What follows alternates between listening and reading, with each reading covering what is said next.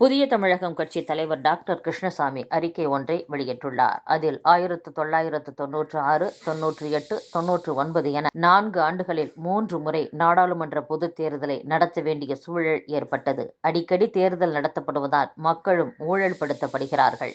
இதற்கு தீர்வாக ஒரே நாடு ஒரே தேர்தல் திட்டத்தை புதிய தமிழகம் கட்சி வரவேற்கிறது. 5 ஆண்டுகளுக்கு பதிலாக 4 ஆண்டுகளுக்கு ஒருமுறை தேர்தல் என கொண்டு வர வேண்டும் என்றும் டாக்டர் கிருஷ்ணசாமி கூறியுள்ளார்.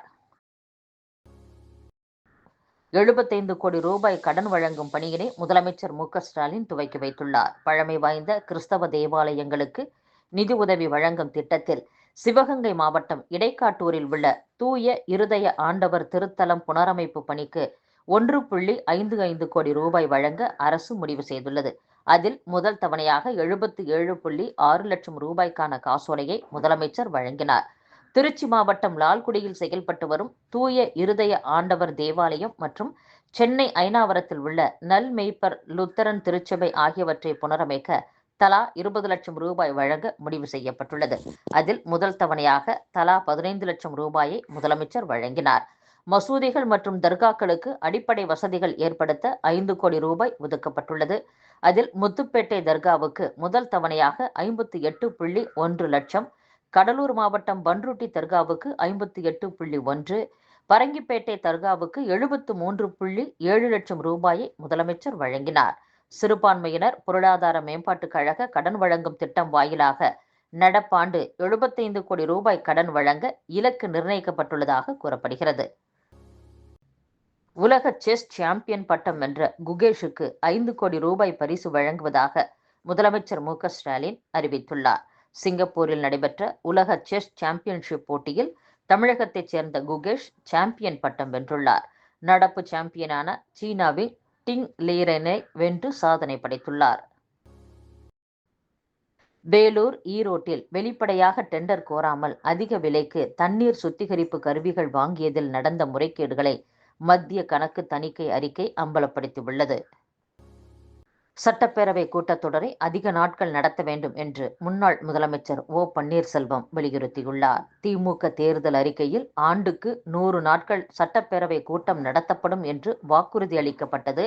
ஆனால் இதற்கு முற்றிலும் முரணாக 2021ஆம் ஆண்டு 29 நாட்களும், 2022இல் 33 நாட்களும், 2023இல் 29 நாட்களும், 2024ஆம் ஆண்டில் 18 நாட்களும் மட்டுமே சட்டப்பேரவை நடைபெற்றது. அதிலும் குளிர்கால கூட்டத்தொடரை 2 நாட்களில் முடித்துள்ளது. மக்கள் பிரச்சினைகளை சட்டப்பேரவையில் விவாதிப்பதை தடுக்கும் பொருட்டு கூட்ட நாட்களை குறைத்து ஜனநாயகத்தின் குரல் வளையை திமுக அரசு நசுக்குகிறது. இது கண்டனத்திற்கு உரியது. மக்களின் மனக்குமுறலை மக்கள் பிரதிநிதிகள் வெளிப்படுத்த வரும் காலத்திலாவது பேரவை கூட்டத்தை அதிக நாட்கள் நடத்த வேண்டும் என்றும் ஓ. பன்னீர்செல்வம் கூறியுள்ளார்.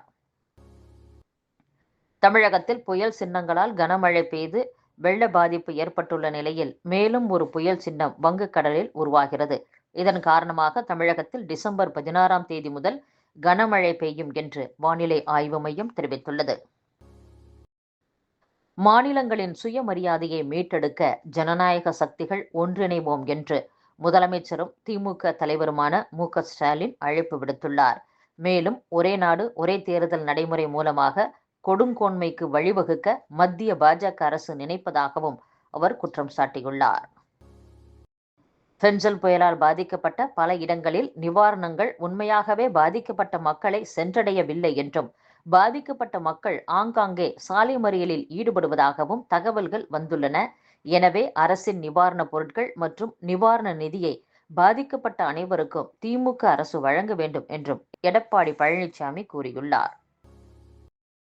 பென்சல் நிவாரணப் பணிகளுக்கு துணை முதலமைச்சர், அமைச்சர்கள் மற்றும் எம்.எல்.ஏக்கள் தங்களது 1 மாத ஊதியத்தை வழங்கினர். 1.30 கோடிக்கான காசோலையை முதலமைச்சர் ஸ்டாலினை சந்தித்து அமைச்சர் துரைமுருகன் வழங்கியுள்ளார். ஒரே நாடு ஒரே தேர்தலை முன்னாள் முதலமைச்சர் கருணாநிதி ஆதரித்திருப்பதாக குறிப்பிட்டு முதலமைச்சரை பாஜக மூத்த தலைவர் ஹெச். ராஜா விமர்சித்துள்ளார். காஞ்சிபுரம் முன்னாள் எம்.எல்.ஏ. ஹெச். ராஜா காஞ்சிபுரத்தில் செய்தியாளர்களை சந்தித்தார். அப்போது இந்துக்களின் 1185 கோடி நன்கொடையில்தான் கோவில்களின் கும்பாபிஷேகங்கள் நடத்தப்படுகின்றன. ஆனால் முதலமைச்சரின் வழிகாட்டுதலின்படி கோவில்களில் கும்பாபிஷேகங்கள் நடத்தப்படுவதாக அமைச்சர் கூறுகிறார். பக்தர்களின் நன்கொடையில் கோவில்களில் கும்பாபிஷேகங்கள் நடத்தப்படுவதாய் அமைச்சர் கூறுகிறார். தங்கள் பக்தியின் காரணமாக அவரவர் கும்பாபிஷேகம் நடத்தினால் அதையும் அறநிலையத்துறை தட்டி பறிக்குமா? அறநிலையத்துறை எதற்காக உள்ளது? தமிழ்நாட்டில் இது விரோத அரசுதான் நடக்கிறது என்றும், ஒரே நாடு ஒரே தேர்தலை ஆதரிப்பதாக முதலமைச்சரின் தந்தையே நெஞ்சுக்கு நீதியில் கூறியுள்ளார். தந்தையின் பேச்சை மதிக்காத பிள்ளை என்ன பிள்ளை? 1½ மாதத்திற்கு முன்னரே சென்னை மட்டுமல்லாமல் மதுரை, கோவை, நெல்லை உள்ளிட்ட மற்ற மாவட்டங்கள் மீதும் கவனம் செலுத்துமாறு கூறியிருந்தேன். ஆனால் தற்போது விழுப்புரம், திண்டிவனம், கிருஷ்ணகிரி, டெல்டா மாவட்டங்கள் வரையில் சேதத்திற்கு ஆளாகி உள்ளன என்றும் ராஜா குறிப்பிட்டுள்ளார்.